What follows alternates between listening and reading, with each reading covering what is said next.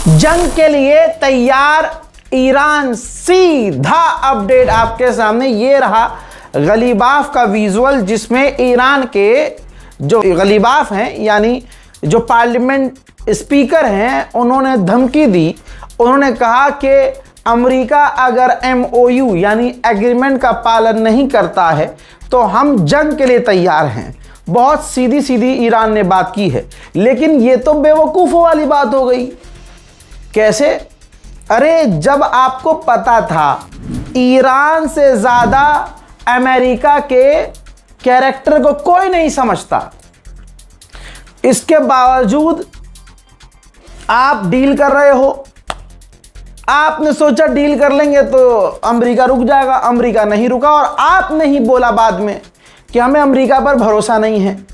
तो जब अमेरिका की लिखित बातों पर भरोसा नहीं है और आज ये नौबत आ गई कि आपको अमेरिका को सीधी चेतावनी देनी पड़ रही है, रोज जंग लड़ेंगे, और आज गलीबाफ ने अपने मुंह से कह दिया ऑन रिकॉर्ड कि हम ईरान वाले अमेरिका से सीधी तरह से जंग के लिए तैयार हैं, जंग लड़ने को तैयार हैं। तो भाई डील का तो इसका मतलब कहीं भी कोई बेनिफिट नहीं है। तो भाई डील आप कर क्यों रहे हो? सबसे बड़ा सवाल ईरान से अब जनता यही कर रही है। देखिए, गलीबाफ ने इस वीडियो के अंदर यही कहा है कि हम एक ऐसे पार्टनर से, एक ऐसे जो पार्टी है, वो ऐसी पार्टी है, उससे हम बात कर रहे हैं जो भरोसे के काबिल नहीं है। उसको जब मौका मिलेगा वो हम पर हमला कर देगा, डील खराब कर देगा। उन्होंने आगे ये भी कहा पार्लियामेंट स्पीकर गलीबाफ ने कि मौका लगा और ज़रूरत पड़ी तो हम जंग के लिए तैयार हैं। और लेबनान की जो फौज है वो इजराइल के लिए काम कर रही है। ये बात कोई नई नहीं है, ये हकीकत है कि लेबनान की फौज इजराइल के इशारों पर चल रही है, क्योंकि लेबनान की पूरी सरकार अब जब राष्ट्रपति ही डोनाल्ड ट्रंप के कहने पर चल रहा है और डोनाल्ड ट्रंप इजराइल के कहने पर चलता है, तो कुछ भी कंफ्यूजन वाला है ही नहीं। गलीबाफ ने आगे ये भी कहा कि 60 दिन का जो हमारा एग्रीमेंट है उसके अंतर्गत हम किसी भी हालत में स्ट्रेट ऑफ हॉर्मूज में पैसा नहीं वसूल रहे हैं, और उसके बाद हमें क्या करना है, स्ट्रेट ऑफ हॉर्मूज में हमारा ही कानून चलेगा। मेरे दोस्तों, अमेरिका की एक टीम कतर पहुंची है, ये ताज़ा अपडेट है। अब ये लोग मानने लगे कि कतर के अंदर ईरान भी जा रहा है, तो कतर में ईरान और अमेरिका की बातचीत होगी। लेकिन ये बात सिर्फ एक साइड से सही है कि अमेरिका इस लालच में गया है कतर कि कतर मीडिएशन करवा देगा और ईरान सामने से हमसे बात कर लेगा। अब फिर खबर आती है कि देखिए ईरान की एक डेलीगेशन कतर जा रही है, तो समझ में आने लगा लोगों को कि भाई ये पीठ पीछे से बात करेंगे। लेकिन ईरान ने अगले ही पल क्लियर कर दिया कि हम कतर जो जा रहे हैं वो अमेरिकी ऑफिशियल से बात करने नहीं जा रहे हैं। कतर जो हमारे कुछ रकम, कुछ पैसे रिलीज करने वाला है, उस सिलसिले में अपने हम पैसे लेने के लिए, पैसे रिलीज करवाने के लिए वहां जा रहे हैं। इसके बाद तीसरा बड़ा अपडेट आता है, खुद कतर ने कह दिया कि जो ईरान की डेलीगेशन आ रही है वो अमेरिकी डेलीगेशन से डायरेक्ट बातचीत नहीं करेगी। अमेरिकी पूर्व राष्ट्रपति बराक हुसैन ओबामा ने अपना मुंह पूरी तरह से खोल दिया है। ताज़ा तरीन इंटरव्यू में उन्होंने बोला कि जो डील अब की जा रही है, हमारी सरकार बेहतर डील कर चुकी थी। यहाँ तक कि हमारी इंटेलिजेंस, दुनिया भर की टॉप इंटेलिजेंस ने ये माना था, रिपोर्ट शाया की थी कि ईरान परमाणु नहीं बना रहा है, और उस डील पर हम काम भी कर रहे थे।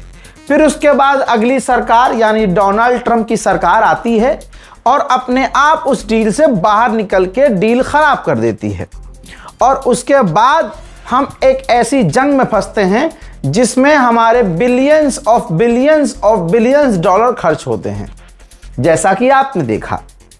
और अब फिर वही सब डील की जाती है जो डील हमने की थी, यानी सब कुछ बर्बादी, सारा पैसा बर्बाद, सारी मेहनत बर्बाद, और आज भी ये नजर आ रहा है कि मुझे लग रहा है कि अभी भी करंट गवर्नमेंट डोनाल्ड ट्रंप की सरकार के पास कोई भी फ्यूचर प्लान नहीं है।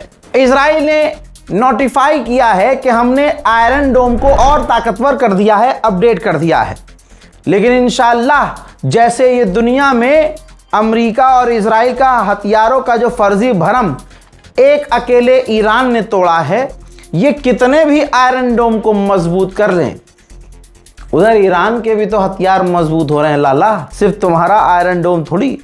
जंग के दौरान हमने देखा है कि अमेरिका और इजराइल के इंटरसेप्ट करने वाली मिसाइलें और एयर डिफेंस सिस्टम इतने फेल हुए हैं कि वहां से मिसाइल निकलती थी आयरन डोम से तो कंफ्यूज होके वो उल्टा इजराइल में ही जाकर फट जाती थी।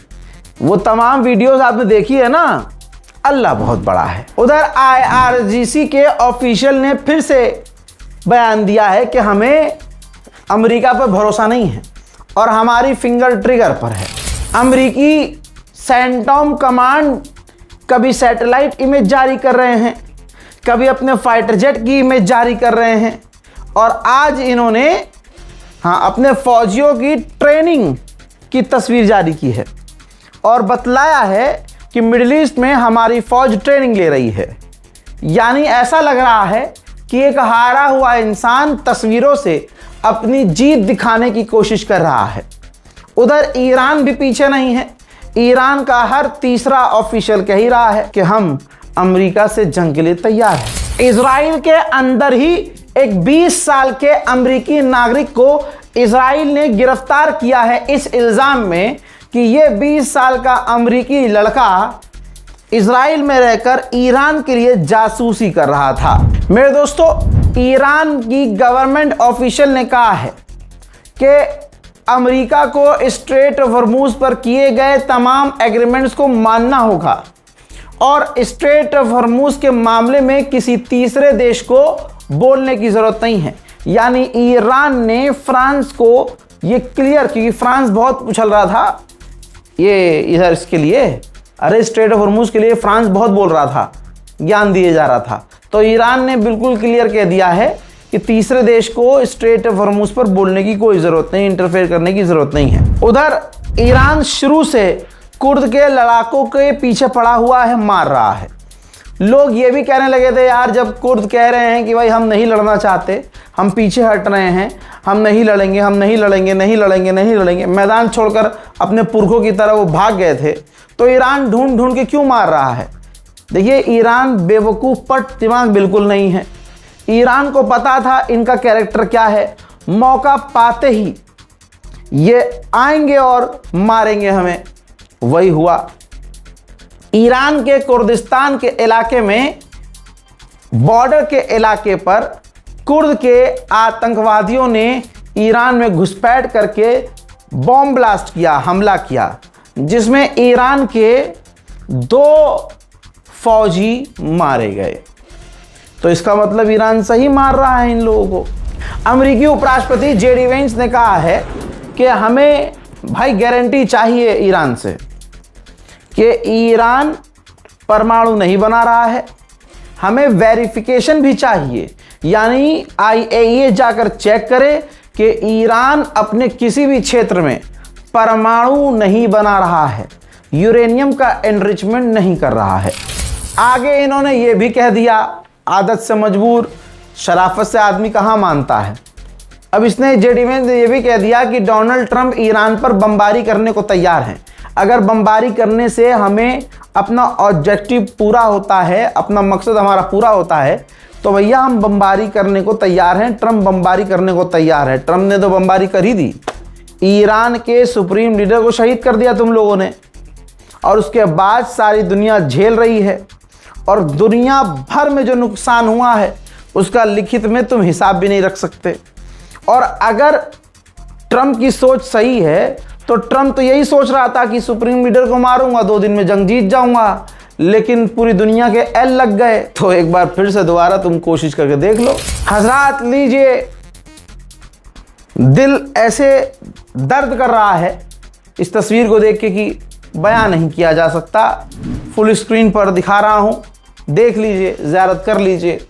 ये ईरान के supreme leader Ayatollah Syed Ali Khamenei के जनाजे की तस्वीर है, जिसके ऊपर अमामा काला नज़र आ रहा है और 2 ताबूत आपको और नज़र आ रहे हैं। ये उनके ही परिवार के ताबूत हैं। देखिए, इसकी कन्फर्मेशन नहीं है कि इसके अंदर उनकी लाश जनाजा मौजूद है। ये कन्फर्म है कि ये ताबूत उन्हीं के लिए तैयार किया गया है, जिसकी ये पहली झलक दुनिया के सामने आई है। मेरे दोस्तों, उधर भारत के प्रधानमंत्री माननीय नरेंद्र मोदी ने ईरान के राष्ट्रपति पेजेश्कियान से बात की और उसकी जानकारी मोदी ने खुद दी है। कहा कि हमने जो रिसेंट डेवलपमेंट हुए हैं वेस्ट एशिया में, उस पर बात की और वेलकम किया है हमने। जिस तरह से बातचीत करके मामले को हल करवाने की कोशिश की जा रही है और इलाके में शांति लाने की कोशिश की जा रही है। मैंने स्ट्रेट ऑफ हॉर्मुज़ में नेविगेशन आज़ादी की बात की है, यानी स्ट्रेट ऑफ हॉर्मुज़ से जहाज़ बिना किसी डर के गुजर सकें, इन तमाम मुद्दों पर मैंने बात की है हजरात। अब हम ये नहीं कह सकते कि पेजेश्कियान ने मोदी से बात क्यों की है, मोदी तो वैसे ही खिलाफ है, मोदी तो इजराइल के करीब है, मोदी ये मोदी वो। देखिए, पता सबको है कौन किसके पाले में है, लेकिन ये जो ओहदा होता है ना, एक पोजीशन की, भाई यही राष्ट्रपति हैं, तो दुनिया में एक सिस्टम बना हुआ है, उसी सिस्टम के हिसाब से बात की जाती है। अगर ईरान ने मोदी से बात कर ली तो कोई रिश्तेदारी नहीं हो गई, ठीक है भाई।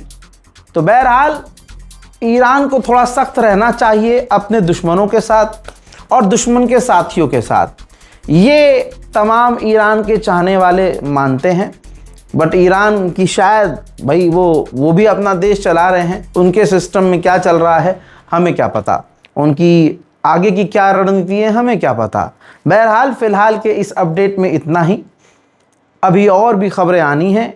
जब तक आप इस रिपोर्ट को देखिए, शेयर कीजिए, अपनी राय कमेंट में लिखिए और इंतज़ार कीजिए हमारे अगले अपडेट का। तब तक के लिए जय हिंद।